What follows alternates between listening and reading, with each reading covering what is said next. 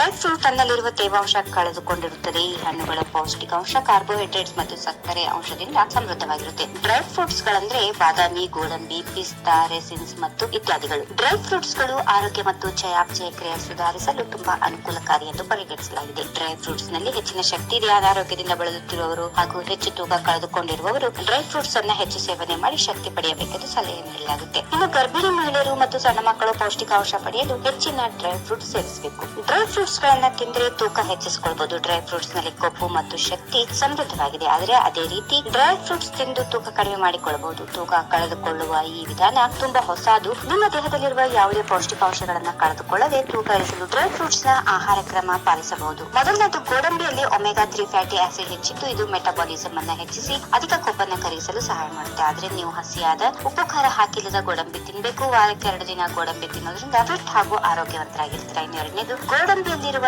ಎಲ್-ಟ್ರಿಪ್ಟಾನ್ ಎಂಬ amino acid ದೇಹದಲ್ಲಿ serotonin ಹಾಗೂ ನಿಯಾಸಿನ್ ಹಾರ್ಮೋನ್ ಗಳ ಬಿಡುಗಡೆಗೆ ಕಾರಣವಾಗುತ್ತೆ. ಇದು ನಿಮ್ಮ ಒತ್ತಡಗೊಂಡ ನರಗಳನ್ನು ಶಾಂತಗೊಳಿಸಿ ಮನಸ್ಸಿಗೆ ಸಂತೋಷ ನೀಡುತ್ತೆ. ಇನ್ನು ಮೂರನೇದು, ಕಣ್ಣುಗಳು ಹೆಚ್ಚಿನ ಸಮಯ ಲ್ಯಾಪ್ಟಾಪ್, ಮೊಬೈಲ್ ಫೋನ್ ಹಾಗೂ ಟಿವಿ ಸ್ಕ್ರೀನ್ ಗಳ ಮೇಲೆ ನೆಟ್ಟಿರುತ್ತವೆ. ಈಗ ಇಡೀ ದಿನ ಸ್ಕ್ರೀನ್ ನೋಡ್ತಾ ಇದ್ರೆ ದೃಷ್ಟಿಗೆ ಪೆಟ್ಟು. ಆದ್ರೆ ಗೋಡಂಬಿಯಿಂದ ಈ ಸಮಸ್ಯೆಗೊಂದು ಪರಿಹಾರ ಇದೆ. ಇವುಗಳಲ್ಲಿರುವ ಜಿಯಾಟಿನ್ ಎಂಬ ಆಂಟಿ ಆಕ್ಸಿಡೆಂಟ್ ರೆಟಿನಾ ಹಾಗೂ ರಕ್ತದ ಸಲುವಾಗಿ ಸೇರಿಕೊಂಡಿರುವ ಕಣ್ಣುಗಳಿಗೆ ರಕ್ಷಣಾ ಕವಚ ನಿರ್ಮಿಸಿ ಕಣ್ಣುಗಳ ಆರೋಗ್ಯವನ್ನು ಕಾಪಾಡುತ್ತೆ. ಇನ್ನು ಕೊನೆಯದಾಗಿ, ಗೋಡಂಬಿಯಲ್ಲಿರುವ ನಾರಿನಾಂಶ ಪಚನ ಕ್ರಿಯೆಯನ್ನು ಸುಲಭವಾಗಿಸುತ್ತದೆ. ಇದು ನ್ಯೂಕ್ಲಿಕ್ ಆಸಿಡ್ ಉತ್ಪಾದಿಸಿ ಗ್ಯಾಸ್ ಆಗದಂತೆ ಆಹಾರ ಜೀರ್ಣವಾಗಲು ಸಹಕರಿಸುತ್ತದೆ. ಆರೋಗ್ಯಕರ ಮೂಳೆ ಹಾಗೂ ನರಗಳಿಗಾಗಿ ಗೋಡಂಬಿಯಲ್ಲಿ ಹೇರಳವಾಗಿರುವ ಮ್ಯಾಗ್ನೀಷಿಯಂ ನಿಮ್ಮ ಮೂಳೆಯ ಆರೋಗ್ಯವನ್ನು ಕಾಪಾಡುತ್ತದೆ. ಇದು ಕ್ಯಾಲ್ಸಿಯಂ ಹೆಚ್ಚಾಗಿ ನರಕೋಶಗಳಿಗೆ ಬರುವುದನ್ನು ತಡೆಯುತ್ತದೆ. ಈ ಮೂಲಕ ನರಗಳು ಹಾಗೂ ಸ್ನಾಯುಗಳು ಶಾಂತವಾಗಿರಿಸುತ್ತವೆ.